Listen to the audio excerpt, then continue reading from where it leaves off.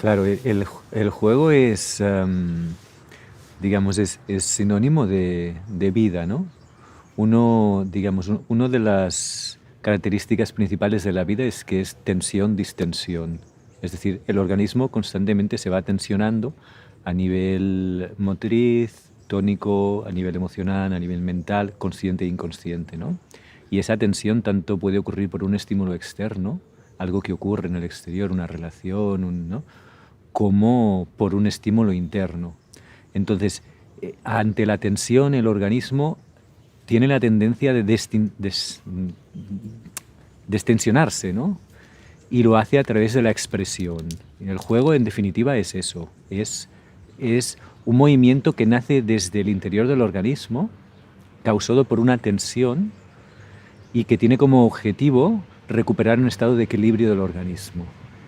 Tiene, por tanto, la tendencia hacia el placer.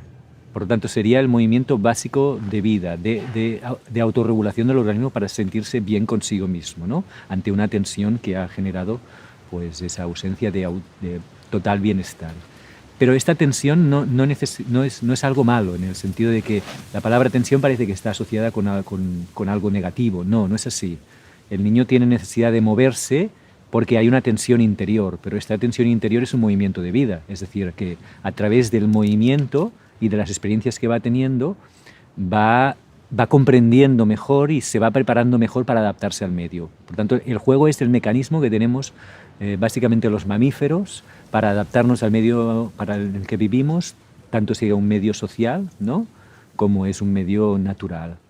Y es la actividad fundamental a la cual deberíamos permitir que se dedicasen los niños, ¿no?, en la mayoría del tiempo, al juego autónomo decidido por ellos mismos, ¿no? Entonces, lo que caracteriza al juego es que es una actividad en la que hay una búsqueda del placer. Puede haber un objetivo en ciertas edades, ¿no? Podemos jugar para competir o para conseguir cosas, pero la consecución del objetivo no es lo que da sentido al juego, sino la vivencia en sí como mecanismo para sentir placer y autorregular esas tensiones que ocurren en todo momento, ¿no? Eso, en grandes rasgos, sería lo que es el juego, ¿no? Y que en definitiva es sinónimo del vivir, porque la vida es este movimiento de tensión-distensión, ¿no? Bueno, como siempre, el adulto tiene la tendencia de querer estructurar las cosas para el niño, ¿no? Más que confiar en que el organismo es sabio de encontrar sus mecanismos de autorregulación, ¿no? De conectarse primero con esa tensión y después poder hacer un movimiento para rebajar esa tensión. Entonces el adulto quiere que todo tenga como objetivo conseguir algo, ¿no? Entonces el juego puede ser, por ejemplo, he estado en escuelas donde el juego simbólico, o he tenido relación con escuelas donde el juego simbólico se quiere aprovechar para que el niño aprenda el lenguaje, ¿no? Entonces no consiste solamente en crear unos espacios donde hay una cocinita, hay un hospital, ¿no? No, es que además se tiene que conseguir que el niño diga aquella palabra, ¿no? El espectómetro, el no sé cuántos, el tal, ¿no? Hay toda una intención para que el niño aprenda, ¿no? Porque no es suficiente con jugar. No es suficiente con sentirse bien consigo mismo, no es suficiente con tener este mecanismo de autorregulación, no es suficiente con estar presente y gozar, ¿no?, acceder a esa sensación de bienestar, sino que tiene que haber algo más, ¿no? Desde mi punto de vista, el aprendizaje es el resultado de una vivencia y no al contrario. Es decir, aprendemos como resultado de participar en vivencias, sobre todo sensoriomotrices, en que, ¿no?, participamos físicamente y emocionalmente, y como resultado de esa participación aprendemos aquello que podemos aprender en ese instante, ¿no? Es decir, edificamos nuestras comprensiones. Pero en general no se considera así, ¿no? Entonces el juego tiene que tener, pues, tiene que estar estructurado por el adulto y tiene que tener un objetivo de aprendizaje determinado. Con lo cual acabas matando el componente principal del juego, que es que el objetivo no es lo fundamental del juego, sino es el placer, y sobre todo es un placer voluntario, y, ¿no?, en el que yo participo voluntariamente y en el que cada paso va llevando al siguiente paso, ¿no? Entonces, de esta otra manera se genera un juego que tensiona, porque no permite un movimiento de autorregulación del organismo, porque ya tiene un objetivo a conseguir marcado por un adulto. Entonces ya el objetivo principal del juego se pierde ahí, ¿no? Y se generan necesidades que no son primarias, son secundarias, y ahí hay todo un lío, ¿no? Esto es lo fundamental, yo que veo en el juego, ¿no? O sea, hay como una mirada peyorativa hacia el juego y se opone la palabra jugar con la palabra trabajar o aprender, cuando en realidad el aprendizaje es el resultado de una vivencia en la que uno goza y en la que se implica, ¿no? No es el resultado de algo doloroso y costoso y que requiere un esfuerzo. En general no es así, ¿no? Sí, hay esta dicotomía entre lo que es jugar y lo que es trabajar, que yo no comparto, desde luego. El niño tiene una necesidad de sentirse seguro en un espacio, tener la sensación de que no está en peligro y que no hay un exceso de estrés, ni de miedo, ni de... El niño tiene la necesidad de sentirse vinculado con otros niños, de sentirse mirado con aceptación y con amor, de encontrar un lugar en el grupo, de no estar aislado, ¿no? Si no lo elige él. Tiene la necesidad de formar parte de un grupo y sentirse vinculado y amado y tomado como persona digna que es, ¿no? Y el niño tiene la necesidad de desplegar su potencial humano en todas las áreas del potencial humano, la comunicativa, lingüística, la expresiva corporal, la matemática, la musical, la emocional, etcétera, etcétera, ¿no? Entonces, desplegar ese potencial humano desde la conexión con el deseo interno que se origina en ese instante, ¿no? Estas tres son las grandes tres necesidades humanas y como resultado de ellas hay una cuarta necesidad que es la de tener una imagen positiva de mí mismo, una autoestima sana. El papel del adulto, tanto en el juego como en la relación cotidiana con los niños, desde mi punto de vista, es crear espacios donde el niño se sienta protegido, donde se pueda vincular y tenga una mirada de aceptación y de amor, y donde al mismo tiempo hayan estímulos y ambientes y materiales adecuados para que pueda desplegar su potencial desde dentro, con la compañía y la comunicación con otras personas, y en esa comunicación evidentemente puede haber un compartir vivencias y una comunicación, ¿no? Pero sobre todo es el deseo interno del niño el que ha de guiar, porque es el organismo el que se autorregula a sí mismo, ¿no? Entonces, una tensión que puede aparecer es el deseo de saber algo. Cuando aparece esa tensión, el niño puede buscar la manera de distensionar eso, ¿no? A través de preguntar a un adulto, a través de manipular un material, a través de tener una experiencia física, lo que sea. Entonces, el adulto es responsable de estructurar un espacio donde los niños están bien cuidados y donde pueden desarrollar ese potencial, ¿no? Pero no es el responsable de estructurar los tempos en todo momento y de dirigir la atención del niño hacia aquello que el adulto cree que el niño tiene que conocer en un momento dado. Porque de ahí mata, en ese movimiento, mata el movimiento interno del niño, ¿sí? Entonces el niño se va desconectando primero de su deseo y por lo tanto pierde la capacidad de autorregularse y por lo tanto es infeliz porque ha perdido la conexión de qué yo deseo ahora. ¿Qué necesito? Moverme, levantarme, utilizar un material, dibujar, necesito correr, necesito... Esto lo pierde el niño cuando hay un exceso de motivación por parte del otro, ¿no? Precisamente porque la motivación me capta la atención y no me permite conectar con esto. Entonces este es un peligro, ¿no? Y la actitud del adulto en dirigir también genera una tensión porque hay que hacer algo determinado en un momento determinado que alguien decide, ¿no? Pero ese alguien no está en mi organismo y no sabe lo que está generándose allí, ¿no? Por lo tanto, hay esta mirada de desprecio, ¿no? Hay una mirada muy simple hacia lo que es el niño y las diferentes etapas. Y hay una mirada de que el adulto sabe y el niño no sabe. Y desde luego el adulto tiene una serie de informaciones que el niño no tiene. Pero el organismo es sabio y la mínima expresión de vida, una célula, sabe cómo autorregularse a sí mismo, ¿no? Entonces, no, en fin, todo está liado, ¿no? Si tú, por ejemplo, analizas las casas, los pisos en los que vivimos o viven la mayoría de personas, hay espacios muy pequeños donde una necesidad básica como es la necesidad de un ambiente relajado y con materiales de diferentes tipos para que el niño despliegue sus diferentes potencialidades y un ambiente exterior suficientemente grande para que desarrolle su potencial motriz, ¿no? Esto no es así. Es decir, por ejemplo, el niño tiene mucha necesidad de estar en el exterior, pero no siempre. En algunos momentos necesita estar en un lugar contenido. Pero el exterior no es fácilmente accesible en las ciudades, ¿no?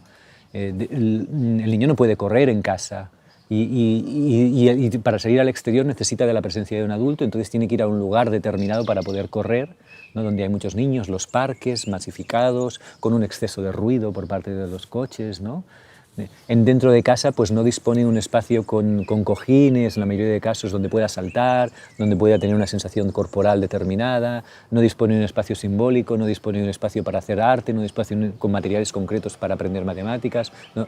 Los espacios no están pensados desde el punto de vista de las necesidades infantiles. Los lavabos son muy altos, las jarras de servirse el agua son muy grandes, la cocina está así elevada, comemos en mesas elevadas donde los niños no pueden tocar al suelo, casi no se pueden mover. Todo esto no tiene sentido, ¿no?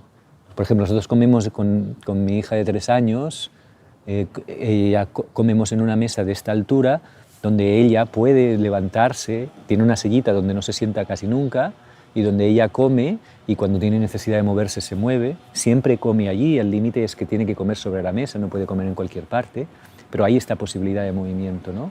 Para muchos niños no es así. Desde bien pequeños nuestro hijo de 10 meses se alimenta solo, ¿sí?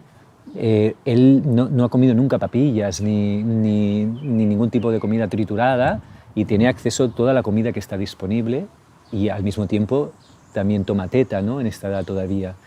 Pero, digamos, él es su ritmo de comer y su exploración y puede coger la comida y explorarla motrizmente, ¿no? Entonces el espacio tiene que estar preparado para esto, para que los niños puedan tener este movimiento de autonomía y al mismo tiempo de presencia del adulto. Si te fijas en las escuelas, estamos en lo mismo, ¿no? Entonces, las escuelas, los espacios, la mayoría de escuelas son aulas con mesas, con sillas, donde los niños casi no tienen posibilidad de movimiento propio, donde toda la actividad está dirigida y marcada por parte del adulto, donde todo está estructurado por parte del adulto y donde hay media hora al día en el que pueden jugar en un lugar masificado con 200 o 300 niños, donde hay muy poca presencia del adulto, donde pasa un mogollón de conflictos, multitud de conflictos y es el único espacio donde hay un momento para conectarse con un deseo propio que en ese instante para los niños es de expansión de toda la tensión que han ido acumulando, ¿no? Entonces son entornos masificados, con espacios poco preparados, con tiempos marcados por parte del adulto, que parten de esta mirada de nuevo hacia el niño, de que el niño no sabe, porque se confunde información con sabiduría. Y el organismo es sabio, pero le falta información, o al menos un tipo de información mental que es el resultado de una serie de experiencias. Pero la información puede ser muy ruidosa y puede desconectar al organismo de esa sabiduría, ¿no? Pero esta mirada no se comparte, ¿no? En general. Digamos, desde la propuesta de la educación viva, la actividad principal de los niños en los espacios educativos es la actividad autónoma del niño, que desde el punto de vista del niño, él está jugando todo el tiempo. Es decir, él puede estar en el espacio de matemáticas y está jugando con el material de matemáticas. Pero como resultado de ese juego está aprendiendo cosas, ¿sí? Entonces de repente nota el interés de dejar ese material porque nota una tensión corporal inconsciente y guarda el material, ahí hay el límite de recoger el material, de dejarlo en su lugar y entonces sale al exterior y juega aquí y se expande en el exterior, en el jardín, en el patio, donde sea. De repente ahí pasa un niño, le dice voy a pintar, ¿quieres venir? Para él la necesidad de compartir con ese niño pasa por delante de esa otra necesidad que ya se ha calmado suficientemente y sigue a ese niño para ir a pintar. Y digamos es todo autorregulado pero en comunicación con el otro y con el ambiente. Puede haber momentos en el que por demanda del niño o por propuesta del adulto, y esto depende de cada escuela, haya propuestas de los adultos voluntarias, ¿no? Pueden haber talleres de magia, talleres de matemáticas, talleres de multitud de temas, ¿no? Disciplinares e interdisciplinares. Pero estos talleres, que son voluntarios, la participación del niño es voluntaria en ellos, y siempre de alguna manera son guiados por su interés, nunca sobrepasan la cantidad del tiempo en que el niño puede jugar, en que el tiempo es de actividad autónoma. ¿Me explico? Es decir, en todas las edades el niño debe contar con un tiempo suficiente, también en la escuela, suficientemente significativo para dedicarse a una actividad autónoma. ¿Por qué? Porque es que es la herramienta fundamental para que el organismo se autorregule y aprenda y se desarrolle desde la conexión con su deseo interno y por lo tanto con una conexión de bienestar. Los materiales como más neutros sean, es decir, que permitan una utilización más variada y como más naturales sean, más relacionados, estén, es decir, más cercanos a las materias primas orgánicas sean, yo creo que son más interesantes, ¿no? No tienen que ser materiales con un exceso de color, por ejemplo, porque el exceso de color y el exceso de estímulo sobre la forma lleva al organismo a tomar la atención en la forma y por lo tanto perder la atención en ese deseo interno. Digamos, el interés de un niño inicialmente está en la exploración sensorial de algo, ¿sí? Pero después de esta exploración sensorial tiene un interés de hacer algo con esto, ¿no? De aplicar una serie de patrones, de acciones, de esquemas de acción sobre algo, golpear, ¿no? Encajar, colocar, ¿no? Entonces un exceso de atención en la forma, un exceso de estímulo visual muy cargado, esta idea de que los niños necesitan colores vivos y, ¿no? y ya fuertes en todo momento, esto desvía la atención del niño hacia la forma, la desvía de poder centrarse en el uso del material con un uso simbólico. Es decir, yo he trabajado en escuelas donde niños de 3 años cogen martillos y clavan clavos. Y no hay ningún problema, ¿eh? Y realmente es impresionante cuando lo ves un chatarrillo así con el martillo y el clavo. ¡Ah, clavas un clavo! Entonces el niño clava, ¿no? Y clava por el placer motriz de clavar, pero no tanto porque quiera crear nada, simplemente porque está en la etapa pulsional y clava, ¿no? Y donde los vasos son vasos de vidrio y los platos son platos de cerámica y los materiales están allí disponibles. Evidentemente ciertos materiales, por ejemplo, ciertos tipos de sierra, pues no estarán disponibles para ciertas edades, a menos que haya un acompañamiento por parte del adulto, ¿no? Porque hay un tema de seguridad. Pero los niños son perfectamente válidos de coger un cuchillo y cortar las manzanas y tal. O sea, mi pequeña de 2 años, cuando yo pelo las patatas y ella, yo quiero, porque el niño quiere, es una impulsión de vida de hacer y de imitar a los adultos, ¿no? Entonces, bien, tú le das un cuchillo, tampoco tiene que ser un cuchillo que tenga una punta que se vaya, ¿no? Pero redondeado y tal, cortas las patatas de manera que ella va haciendo y alguna vez se puede haber rasgado, pero no, extrañamente pasa con un niño que está suficientemente perceptivo y bien cuidado, y si pasa, no tiene las consecuencias. Entonces, si hay esta tendencia a considerar a los niños frágiles, incapaces, en general, ¿no? Hay tanto miedo y el miedo puede ser un consejero, pero en la mayoría de casos separa, ¿no? Separa de un movimiento de abertura. Entonces, sí, como más reales sean los materiales, está bien. Pero también hay materiales creados para cierto tipo de juegos y también está bien eso. Primariamente hay un uso exploratorio del material. Después hay un uso pulsional del material. Después comienza a aparecer un uso simbólico del material. Yo qué sé, ¿no? Esto, para un niño pequeño, esto es atractivo. El primer uso que hace de esto es voy a conocerlo con mi órgano de conocimiento principal. Todos tenemos sensación de cómo sabe esto, aunque no lo estés tomando tú, tienes una sensación. Si yo te digo, ¿a qué sabe esta hoja? ¿Qué sensación tiene? Lingüísticamente difícil de expresarla, pero tú sabes qué es esto, y si te digo un tronco, también, y la reja, también, y tal, ¿no? Entonces, en algún momento lo hemos explorado y por tanto lo hemos conocido, lo hemos integrado. El siguiente uso de un material es pulsional. ¿Sí? Todo esto es paralelo, ¿eh? Aparece en diferentes momentos, pero se encabalgan también. Otro uso del material es simbólico. Si aquí hay un exceso de elemento sensorial que distrae mi atención, yo ya no puedo aplicar una tensión simbólica. ¿Por qué es un avión? No lo sé. ¿Qué necesidad? ¿Por qué el organismo dice que es un avión y luego es un niño y una mamá que riñe a un niño y después que aparece ahí? Esto es algo que está actualizando. El organismo actualiza una tensión y al expresarla encuentra un lugar de calma, la integra, ¿eh? Después puede haber un uso cognitivo del material. Tiene varias rayas, tiene una forma fusiforme, tiene un no sé cuántos, tiene no sé cuántos. Esto puede servir así, ¿sí? Entonces, hay una progresión en el uso de los materiales. Esto hay que tenerlo presente, ¿no? Cuanto más abierto sea un material, más me permite a mí utilizarlo, ¿sí? Un material que yo de pequeño tenía un Madelman que hacía así. ¿no? El Mattelmann servía para hacer así, chic, chic, chic, chic, aunque le encontrábamos, ¿no? Entonces, una muñeca que hace pipí, pero otro muñeco que puede, ¿no? O un palo puede ser muchas cosas. Entonces, eso también es interesante. Es decir, puede haber material concreto para un uso concreto, una muñeca que no tiene una expresión facial determinada puede servir para canalizar muchas expresiones. Una muñeca que siempre está contenta, esta es más difícil, ¿sí?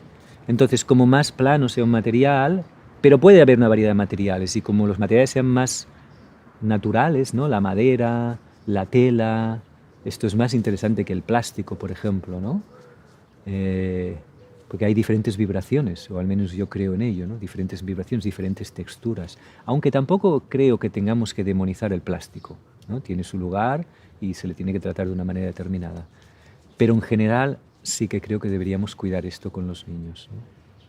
Y sobre todo lo que no necesita es tipo de juegos que roban mi atención, que por el poder que tienen sobre la imagen, sobre lo auditivo, me crean una dependencia, me generan mogollón de tensión, porque hablo de videoconsolas y televisión y este tipo de estímulos en el que todo viene construido desde fuera, ¿no? Entonces, hay quien defiende, no, pero documentales, pero es información. La información por sí misma en general no genera una comprensión. Y un niño no aprende a través de las informaciones, básicamente. Y lo que aprende es algo descontextualizado y sin ningún tipo de arrelamiento, no sé cómo se dice, ¿no? De anclaje. Mira, es muy curioso, ¿no? Esto en Navidad, ¿no? En Navidad, cada niño con su juguete. Esta necesidad de que cada niño tenga su juguete, ¿no? Pues cada niño que tenga un ambiente agradable, adultos presentes, cariñosos, ¿no? Disponibles, un entorno agradable. Pero hay esta idea, cada niño es su juguete, ¿no? Lavamos las conciencias con los objetos, ¿no? Y entonces regalamos esto y el niño a veces utiliza esto y lo deja, y esto es muy pobre, ¿no? Es muy pobre. Yo creo que es súper interesante investigar el tipo de juego que desarrollan los niños, analizar ese juego para ver qué necesidades están detrás de ese tipo de juego, ver qué es lo común en las diferentes culturas y ver en qué se diferencian. Creo que es interesante analizar cuál es el papel del adulto en ese juego, ¿no? Tiene presencia porque los niños necesitan una cierta presencia para asegurarlos, ¿no? Para estar atento a lo que se está desarrollando, porque el organismo en tensión también puede hacer mal a otro organismo en tensión y esto no es positivo. Analizar cuál es el papel del adulto para ver el grado de felicidad, de bienestar que hay en los niños, ¿no? Y esto, de alguna manera, yo tengo la hipótesis, quizás compartís, de que esto no depende tanto del objeto que está disponible. La felicidad de un niño no depende tanto del tener cosas. Creo que el tener muchas cosas en realidad te lleva más a ser infeliz que a ser feliz, ¿no? Creo que estas necesidades estén cubiertas, que haya un ambiente agradable, que haya la posibilidad de relacionarse y de tener un lugar en el grupo, y que haya posibilidades de motrices, sobre todo, y necesidades de desarrollar tus capacidades. Esto es lo fundamental. Y para eso pueden haber una serie de instrumentos que ayuden. Pero el instrumento no es lo que genera el cambio. Es lo que mediatiza algo. Es el ambiente lo que genera una manera de estar con uno mismo, ¿no? Entonces, investigar esto rigurosamente, analizarlo, puede ser interesante. Sí. ¿Qué pasa en culturas donde ya no hay televisión, no hay ni libros? ¿Qué tipo de juegos se dan allá, no? ¿Cómo están los pequeños? Sí. El pequeño hace de todo un juego. Todo es un juego, en realidad, para el pequeño. Sabe encontrar sus maneras. El organismo es sabio, ¿no? Busca sus maneras. Entonces encontrará una manera de rebajar su tensión, pero claro, en función de cómo esté el adulto y lo que crea, y las historias de los adultos, pues estará mejor o peor, ¿no? Pero para el pequeño, la vida es juego. Sí.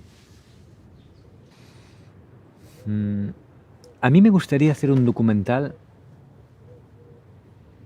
sobre qué ocurre en las escuelas ordinarias, convencionales, perdón. ¿Qué percibimos, cómo percibimos que están los niños? qué comprensiones se desarrollan, qué desarrollo emocional hay, qué desarrollo motriz hay, y ver qué ocurre en otro tipo de ambientes. Digamos, hay una mirada muy poco científica en relación al valor que tiene lo que ocurre en las escuelas actualmente. Y esto es una mirada sesgada por el hecho de que el objetivo fundamental está en que los niños recuerden cosas. Y el recordar cosas, información, tiene muy poco valor y menos en nuestra sociedad actual. Entonces, hacer un documental sobre esto creo que ayudaría para cuestionar el tipo de actitud que tenemos con los niños, ¿no? Y de dónde nace esa actitud, y de qué miedos nacen, y de qué necesidades adultas nace esto, ¿no? Sí, esto sería fundamental. Sí, me vienen dos recuerdos interesantes de la infancia. Uno es un día que en una urbanización donde mis padres tenían una casita, al lado había otra casita, entonces los niños del entorno nos juntábamos para jugar, y un día encontramos un tronco, como este, más grande, pero en el jardín de estos vecinos. Entonces, yo recuerdo el placer intenso de jugar a que éramos piratas. Pero el juego era tan intenso que aunque yo sabía que era un juego, es decir, yo sabía que estábamos jugando, podíamos acabar el juego y podíamos continuar estando en nuestra identidad, el placer tan intenso de que éramos piratas, la creencia de que en ese instante éramos piratas, que desembarcábamos, luchábamos, jugábamos, navegábamos, era un placer tan grande. Cuando esto pasa en la escuela dice, está muy bien, pero parece que falta algo. Y en realidad el placer es sinónimo de bienestar, es decir, cómo compensar una situación dolorosa a partir de expresarla, pero también a través de compensarla con una emoción positiva. Una emoción negativa se compensa con una emoción positiva. Entonces, el placer es un mecanismo de autorregulación del organismo tremendo. Es el mecanismo en el que el organismo dice, sí, estoy bien, soy feliz. Pero ¿a qué más se puede aspirar? Es que no hay más. Entonces, esa sensación de felicidad en ese instante era tan inmensa, yo me sentía tan bien, lo simbólico para mí era tan importante para compensar algunos dolores que yo tenía en la infancia, de cosas que me tensionaban mucho y que no encontraba un acompañamiento suficiente, ¿no?, en ello. O sea, es un mecanismo terapéutico tan inmenso cuando está autorregulado por uno mismo. Recuerdo otro momento de jugar con unos niños muy amigos, con unos coches que teníamos, a lanzarlos y que se rompieran, ¿no? ¡Pa, pa, pa, pa, pa, pa! Era una sensación tan inmensamente grande también de romper algo, de destrozarlo, algo que era mío, algo que yo tenía el poder de destrozar algo, de romper una norma, ¿no? Es tan terapéutico eso, que yo creo que la mirada del adulto sobre lo que es el juego es tan pobre. Es una mirada tan pobre de lo que significa eso. Si entendiéramos lo que es realmente el juego, básicamente crearíamos entornos donde los niños están bien cuidados y juegan. Y el niño construye mundos y tiene necesidades de descubrir otras cosas y el adulto entonces acompaña eso. Pero esta posibilidad de jugar es súper necesaria, ¿no? Entonces ver lo que se origina, y si lo que se origina no tiene suficiente variedad, no está, sí, o se toman patrones de fuera, no hay que idealizar, el juego puede ser muy repetitivo y no servir para drenar nada. El niño puede estar expuesto a televisión y movimientos, ¿no?, PlayStation, estas historias, y repetir juegos que en realidad simplemente están sacando tensiones fuera, pero no están permitiendo ir un poco más allá, ¿no? Entonces esto hay que favorecer otro tipo de vivencias y sobre todo hay que poner un límite a estas que están dañando el organismo, ¿no? Entonces, para mí, aquellos momentos de la infancia, de jugar libremente, de correr en la urbanización con mis amigos, esto era inmenso. Yo creo que esto me fue algo muy grande para mí, ¿no? Me sirvió para compensar momentos dolorosos que tuve también y que pasaban desapercibidos, ¿no?